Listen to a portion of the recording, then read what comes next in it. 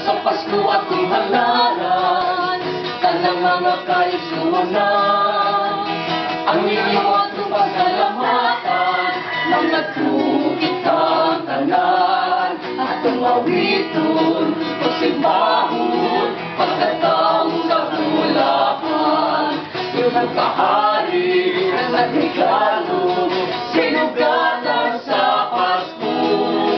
Ang tanan-tanan nag-iusa pag sa ulog ng aglawa matagtigulan na nagawitan malipaling at sa tanan.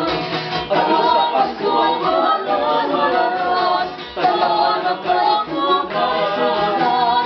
Ang iwan kamatan mga tukitang tanan at tungawiton simbahon pagkatang sa hulapan. Tulog kahari na nagregalo